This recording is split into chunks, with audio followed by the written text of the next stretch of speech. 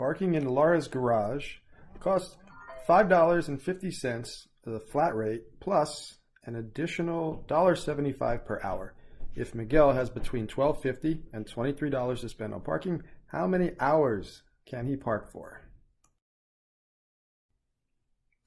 And in this case, we want to express our answer as an inequality.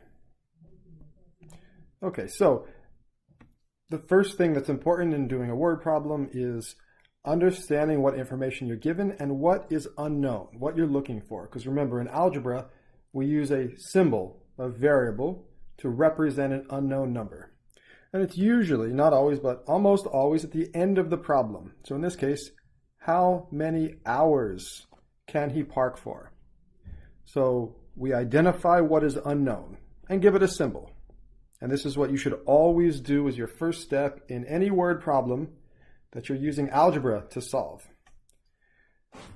So we could say number of hours, and we'll give it a symbol. We'll call that X. So anytime we write a letter X, it stands for the unknown number of hours that he could park for. All right, now let's look for some keywords here. If Miguel has between $12.50 and $23 to spend on parking. All right, so that word between, that's important. So that tells us we're looking for not a single specific number as our answer, but a range of numbers. So we're going to use an inequality here. So let's take this word problem, and before we jump right into the math, let's rewrite it in a simpler, more direct form. So we could say the total cost to Miguel is between $12.50 and $23. Okay, so that means the total cost is, it could be $12.50, it could be bigger than $12.50. So the total cost to Miguel is greater than or equal to $12.50. But he could spend up to $23. So the total cost also, in addition to being greater than or equal to $12.50, it has to be no more than $23. So it could be equal to $23 or less than $23.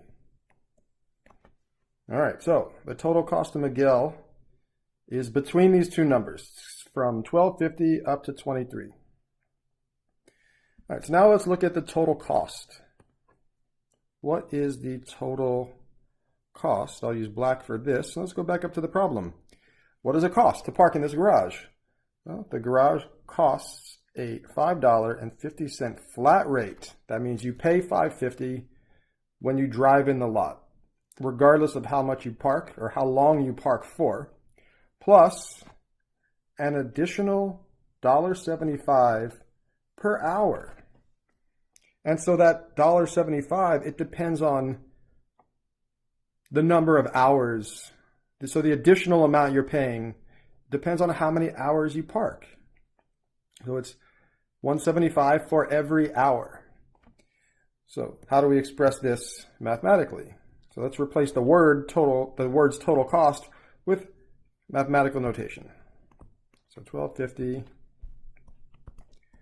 $23. All right, so what's he paying? He's paying a $5.50 flat rate. Plus, it even says the word plus in the problem, plus $1.75 for every additional hour. So we take $1.75 times the number of hours. And number of hours, we're representing that with X. And it's just, we're using variables is just out of convenience, so you don't have to keep writing the words number of hours, number of hours. All right, so now we have a mathematical inequality. The total cost to Miguel is between the $12.50 and the $23.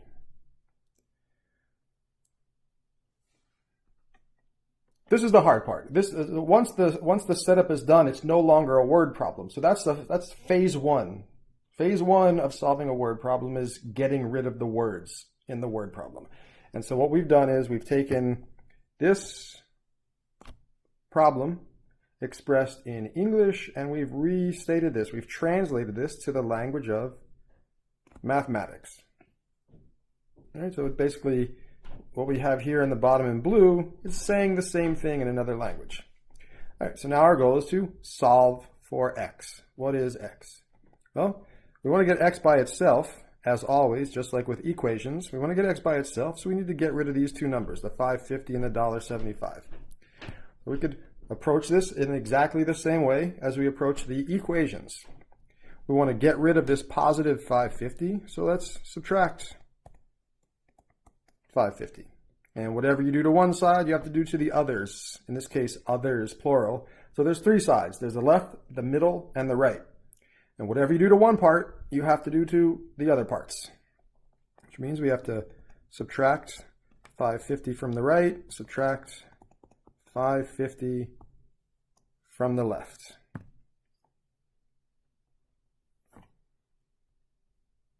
Okay, so the 550 and the negative 550, they cancel, and we're left with the 1.75 times x in the middle. Okay, on the left, we have 1250 minus 550, which gives us 7. And on the right, we have 23 minus 550, which gives us $17.50, 17.50.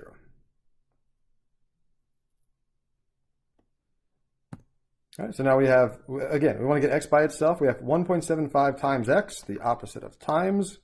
1.75 is divide by 1.75. And whatever we do to one part, we do to the others. Divide by 1.75 on the right, divide by 1.75 on the left. So, the times 1.75, the divide by 1.75, they cancel. And on the left, if we take 7 divided by $1.75, you could use the calculator for this. You will get 4. And 1750 divided by 175 is 10. All right, so there it is. We could leave it in this form. Let's just throw in some units so we're being specific in our answer, because the directions said express the answer as an inequality, not in words. If you were expressing the answer in words, you would say Miguel could park anywhere from 4 hours to 10 hours. But since we're leaving it as an inequality, our answer will be x is greater than or equal to 4 hours, but less than or equal to 10 hours. All right, that's it for this one.